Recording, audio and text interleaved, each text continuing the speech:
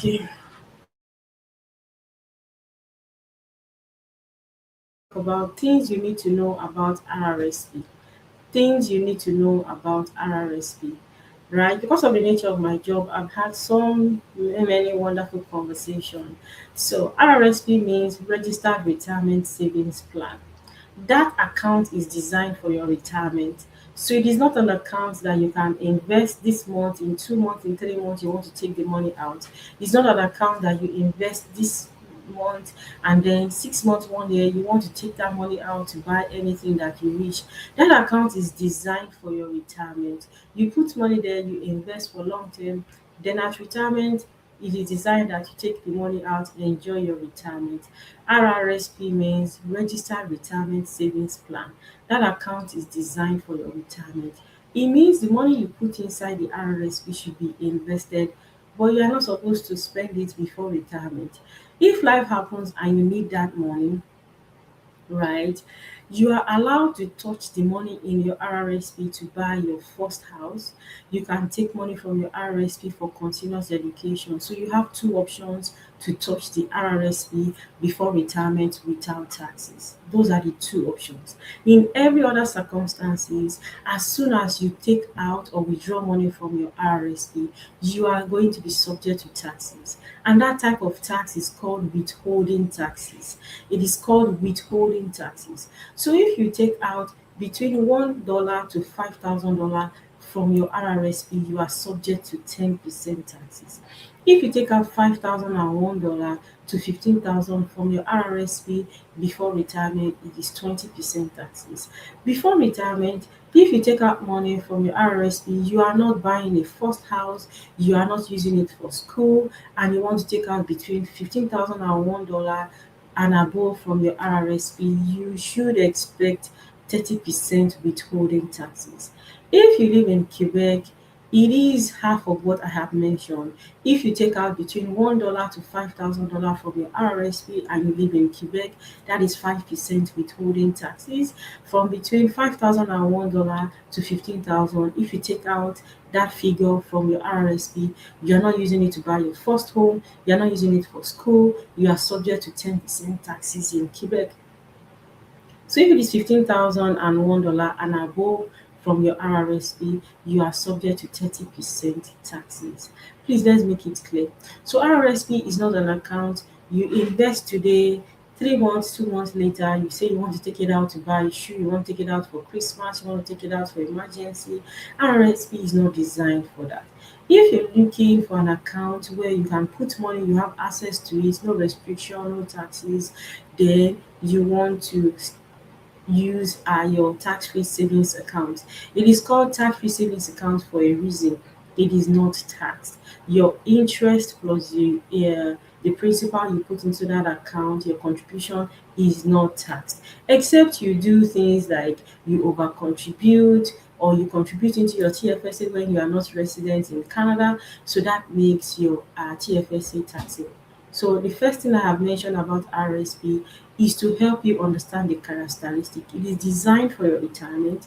So if you touch it before retirement, it is subject to taxes, except you use it one for buying your first house and then two for continuous education. You see both cases, you're allowed to take it out to actually do those stuff, which I said buy your first house, and the second one is for continuous education. Under both circumstances, once you take out that money, you must put it back. Yes, you have a payment plan, you can put it back, but if you don't put it back, CRA will also assist you to put it back.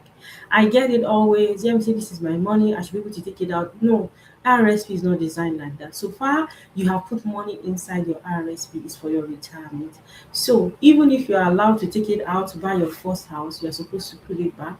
If you don't put it back, then just expect CRA to help you to put it back. So Canada is a country where we have to pay taxes, you have to pay taxes. Taxes and Canada are 5 and 6, but you have to understand the tax implication on your investment. If you choose to do non-registered investment, you need to know the tax consequences. If you choose to do tax deductible investment like RRSP, FHSA, you need to know the maximum contribution, you need to know excuse me, the characteristic of RRSP or FHSA, because those are the two types of tax deductible accounts we have in Canada. Now, I want to talk about group RSP right now. If you work with a former employer and now you got a better job, you have actually resigned, the most important thing to you at that point is you transfer your group RRSP. I don't know why nobody tells you this and you end up paying unnecessary taxes, right? Group RRSP is good, especially if your employer matches it up. Some employer will say if you pay so amount, they are going to match it up. So they are also going to give you free money. But there's also a clause that is attached. If you work with that company for like for a certain period, which is called vesting period, right? It could be 2 years, it could be 3 years, it could be 5 years, depending on the company that offered you the group RRSP. So vesting period means you must work with that same organization for like 2 3 years. So whatever the employer has contributed into your RSP belongs to you, even if you choose to leave them or leave that company or resign after the vesting period is completed. If you choose to leave before the vesting period is completed, then whatever the employer contributed into your RSP, you cannot leave with that amount. It doesn't go with you when you resign. So you have to take note of the vesting period or ask your HR about the vesting period on your group RRSP so that you know what you are doing. Now, I want to bring your attention to this fact. If you have your group RRSP, right, you have resigned from this job, you went to a better job, right, and you have group RRSP. See, it is good to move your group RRSP to a personal one. Look at it this way: you have worked with 5 or 6 different companies before you retire. So you don't want your group RRSP to be scattered in 5 or 6 different places before you retire. It's not easy for you to manage. You might even forget about the fact that you have some money sleeping somewhere that is not invested. So the ideal thing you should do is your group RRSP. Once you leave your former employer, transfer it to your own personal transfer it to your own personal RRSP. Usually, they might give you the option of, oh, we know that you have resigned. Would you like to receive your RRSP by check? Now, it is true, it is actually your money. You have worked hard for it, you have decided to contribute into the group RRSP. But when you select the option to receive your RRSP by check, what happens is that you end up being taxed. Yes, you end up being taxed. So the best option is for you to just transfer your group RRSP to your personal one. Now, I get this question always. Let me see what's the best financial institution. The question is related to the fact that where is the best place to get your outfit? Where is the best place to get a quality shoe? You want something that is quality, you want to buy your dress. Where do you want to buy your quality dinner dress? You might ask your friend, you might ask people that you see they put on nice outfit. So my question is, which financial institution is the best in Canada? Because it's not about opening RRSP or all the other registered accounts. You have to open it with a financial institution that can give you good return, that has shown 10, 15, 20 years, 30 years good returns on your investment. Except if you like 1%, 2%. Inflation currently, as I speak in Canada, is around 2.83%. Inflation is 3%. So if inflation is 3% and you're investing, your return is 2.8, your return is 3.2, you are literally still not investing because inflation is 3%.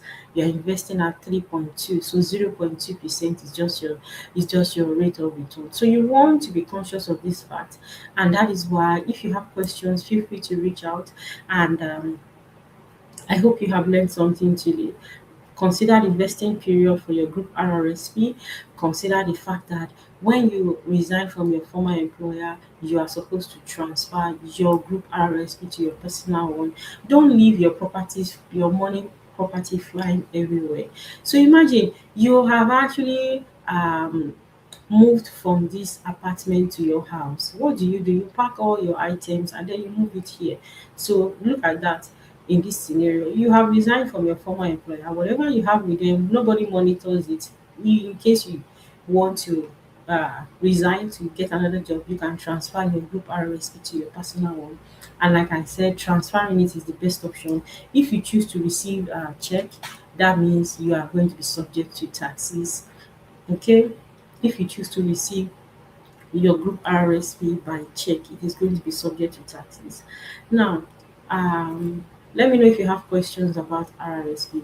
RRSP is an account you want to open now if you're a high income earner, so that that can help you reduce your tax burden next year by God's grace, and you can get what it could help you get tax refund depending on your income in the current year. So let me know if you have questions. Let me know if you have questions, and I wish you all the best.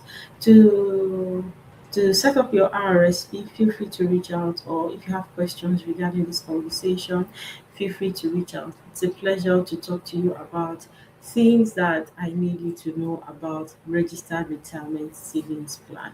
And by the way, there are different types of investment. If you are confused about should I have RRSP or TFSA, or should I have TFSA and FHSA, feel free to reach out, and I'm able to guide you on that journey so that you can make an informed decision.